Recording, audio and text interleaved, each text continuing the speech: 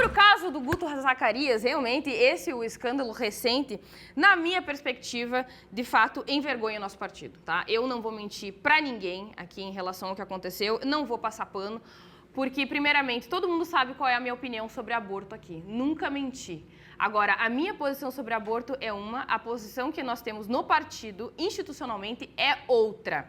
E por que eu não gostei dessa fala dele? Principalmente devido ao seu cinismo, a sua hipocrisia. Eu, pessoalmente, gosto muito do Guto, sou muito grata a tudo que ele fez por mim, mas a gente não pode aqui negar que ele foi, sim, hipócrita. Em que ele foi, sim, uma pessoa negligente, estava envolvendo todo um contexto de negligência parental e, portanto, eu não vou passar pano para cima disso. Outra coisa, sobre encheção de linguiça, né? O que eu falei que é encheção de linguiça? A igualdade entre homens e mulheres? Claro que não, isso aqui foi uma desonestidade intelectual. Eu disse que é uma encheção de linguiça criar uma lei que já existe, para ter um resultado sobre aquilo que já se busca por essa lei anterior. Então, veja, o problema não é haver igualdade entre homens e mulheres. Eu, muito pelo contrário, sou totalmente favorável. O problema é criar uma lei a respeito de um assunto que já existe no Brasil. Já existe uma lei sobre igualdade salarial. Para que criar outra? Então, nesse caso, é algo repetitivo. Sobre mulheres receberem menos por fazer as mesmas atividades, isso é contra a lei, tá? Isso é algo inaceitável institucionalmente e se alguém está passando por isso, precisa fazer uma denúncia, tá? Isso não é aceito. E veja que muitas vezes as mulheres elas recebem menos porque elas investem e elas exercem determinadas profissões que pagam menos. E isso também é associado com uma questão de demanda e oferta. E esse tipo de coisa a gente não consegue mudar simplesmente a canetada.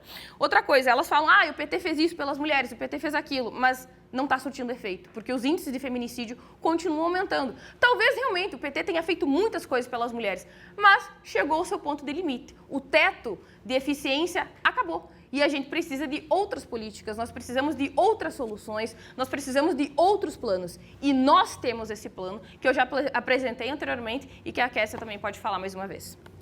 Bom, eu quero iniciar destacando, né, que falaram aqui de Arthur Duval, mas assim, manda áudio, né, como parar na papuda e está com tornozeleira eletrônica como réu de abuso de uma criança de 13 anos, como é o caso do vice-presidente do PT no DF, que foi preso e hoje está com tornozeleira eletrônica. Manda áudio não é como ser condenado a 15 anos de cadeia por estupro de vulnerável, como é o caso do ex-tesoureiro do PT, Valdemar Padilha, né? Mas aqui eu vou citar, né, que mais uma vez, a demonstração da ineficiência do PT com relação às mulheres é justamente a Bahia. Porque, inclusive, eu fico muito feliz que elas sempre concordam comigo quando eu falo que o PT é ineficiente, não protege, porque, por exemplo, quando a gente compara a Bahia com São Paulo, na Bahia, as mulheres morrem mais do que São Paulo por casos de feminicídios. Então, assim, é nítido que, quando o PT está no poder, as mulheres morrem mais do que em partidos em estados que são dominados pela esquerda. Olha, desonestidade intelectual é dizer que a lei da igualdade salarial não mudava nada. Na realidade, talvez o Missão não tenha lido o projeto de lei como um todo, coisa que nós fizemos. Veja, já existia na CLT um dispositivo que falava sobre igualdade salarial para a mesma função, independente de cor, sexo, gênero, origem ou etnia. A questão é que a nova lei da igualdade salarial estabelece principalmente critérios de fiscalização, de implementação na prática da igualdade salarial de homens e mulheres na mesma função. E é importante que a gente saiba por que as mulheres também ganham menos. Não é porque as mulheres escolheram profissões que pagam menos. Na realidade, as profissões que sempre foram colocadas para as mulheres são mal remuneradas justamente porque exercidas majoritariamente para mulheres.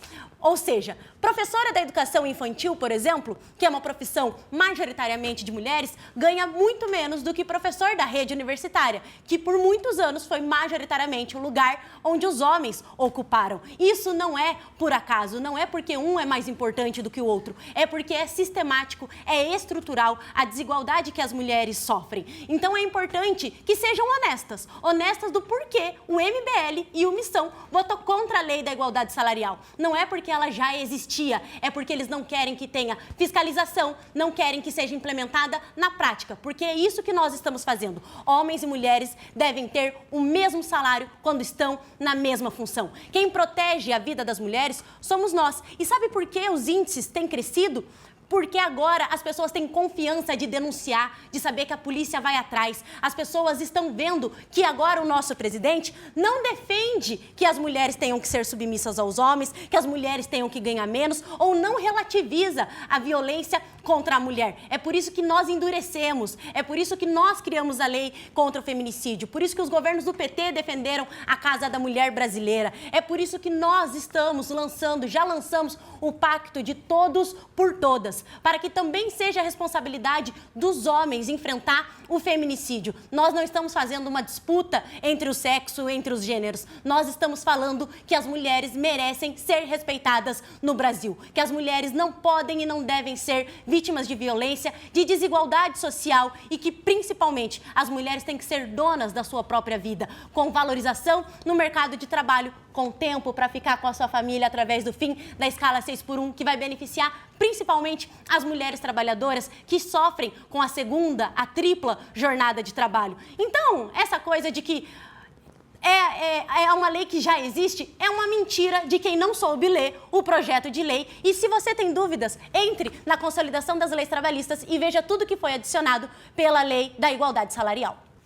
Renan Santos fez piada com estupro, é minimizado. Guto Zacarias é entendido como hipócrita. Mamãe Falei fez uma fala asquerosa e foi caçado. Quem sobra do MBL e omissão? Quem sobra desse partido que mal nasceu e já está dando tudo errado? Então, esse era um ponto que eu queria trazer. Segundo ponto, nós fazemos várias políticas e a política do Bolsa Família é uma das políticas mais importantes.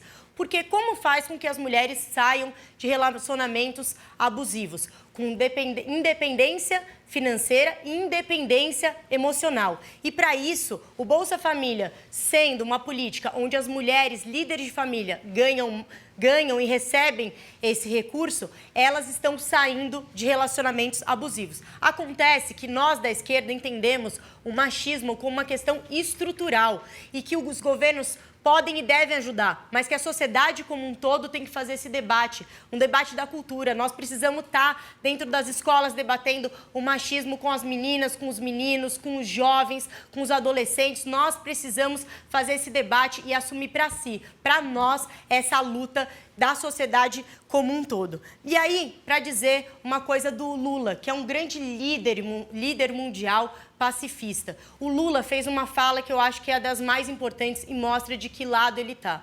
Lula disse: não vote em mim se você bater numa mulher. E isso prova que Lula faz política pela transformação social, pela vida das mulheres. E não porque quer votos ou quer aparecer, como vários políticos fazem por aí. Inclusive, nós precisamos pensar uma reforma do judiciário, porque as mulheres pedem medidas protetivas e não conseguem acessar essas medidas. O sistema judiciário é machista e nós vamos lutar para mudar isso.